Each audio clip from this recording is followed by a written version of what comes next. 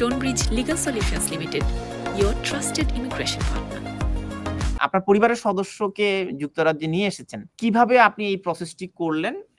আপনি যদি একটু আপনার অভিজ্ঞতাকে একটু বলেন। প্রথমে বাংলাদেশে একটা এজেন্সিতে ট্রাই করি, ওরা তো অ্যাপ্লাই করে দেয়, পরে সেটা রিফিউজ হয়। হোম অফিস থেকে মেন রিজনটাই ছিল যে আপনার ফ্যামিলি টাইনি।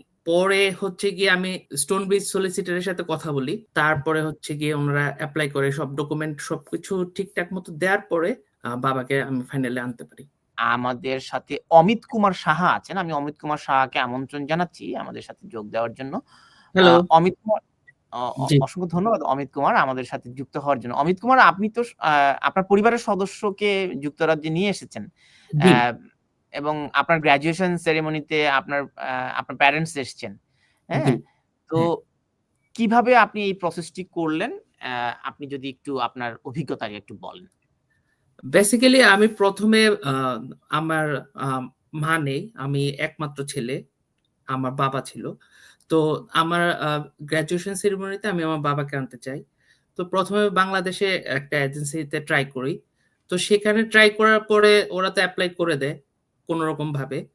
পরে সেটা রিফিউজ হয়। এবং ওদের হোম অফিস থেকে মেইন রিজনটাই ছিল যে আপনার ফ্যামিলি টাইনি। পরে হচ্ছে গিয়ে আমি স্টোনব্রিজ সলিসিটরের সাথে কথা বলি। ওনাদের সাথে কথা বলার পরে ওনারা খুব হেল্প করতে চায়।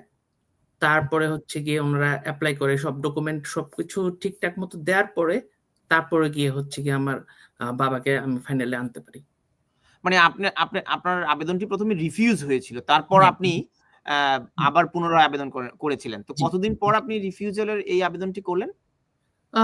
15 থেকে 20 দিনের মধ্যেই হবে ম্যাক্সিমাম। তারপর কতদিনের মধ্যে আপনার এই সিদ্ধান্তটি আসলো আবার? আমার accepted হলো? ঠিক বরাবর 14 দিনের মাথায় আমার ডিসিশন টাইম পেয়ে মানে গিয়েছি। মোটামুটি ১ মাসের মধ্যে আপনি রিফিউজ এবং অ্যাপিল এবং ডিসিশন সব পেয়ে গেলেন। জি, জি। বাহ! এটা তো একটা ভালো কেস স্টাডি। ব্যারিস্টার সঞ্জয়, জি। কি কারণে আগের আবেদনটি রিফিউজ হয়েছিল? অর্থাৎ অমিত কুমার সাহার আবেদনটি রিফিউজ হয়েছিল। আবার ঠিক কি কারণে আবার ১৫ দিন পরে হোম অফিস তাকে আবার পুনরায় ভিসা দিতে বাধ্য হলো? জি, বেসিক্যালি যে জিনিসটা হয়েছিল উনার বাবার ক্ষেত্রে, উনি হচ্ছে উনার বাবার একমাত্র ছেলে এবং উনি বিজনেসম্যান, উনি একজন বিজনেসম্যান, ঢাকায় ব্যবসা করেন এবং উনার মাও মারা গেছে। তো বেসিক্যালি উনার সোশ্যাল যে টাইটা সেটা উনি স্ট্রংলি দেখাতে পারেনি। আরেকটা জিনিস হচ্ছে উনি যেহেতু বিজনেস করেন, উনার জেনুইনলি ইনকাম আছে। হয়তো ইনকামটা উনি রোল ওভার করছেন বিজনেসে বা এই জিনিসটা অ্যাপ্লিকেশন ফর্মে যদি আমি বলি যে আমার ৩ লাখ টাকা ইনকাম প্রতি মাসে, সেটাই কিন্তু আসলে উনার পার্সোনাল ব্যাংকে রিফ্লেক্ট করছিল না।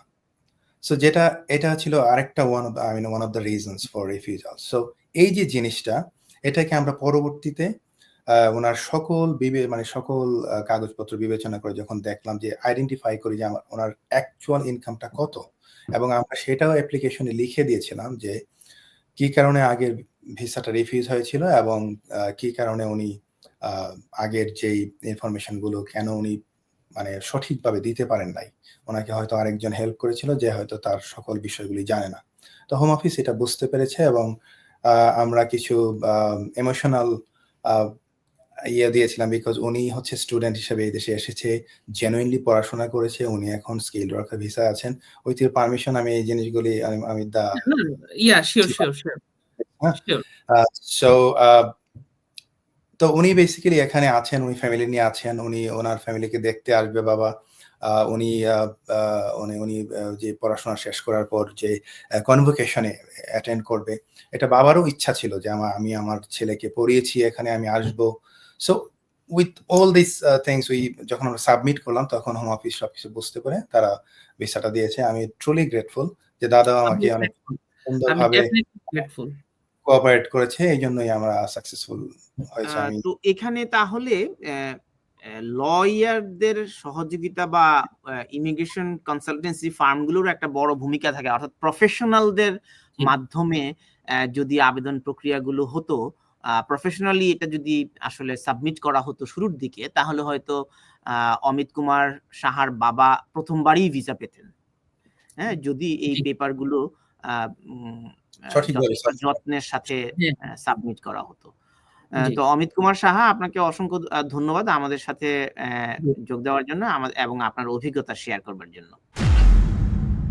Stonebridge Legal Solutions Limited, your trusted immigration partner.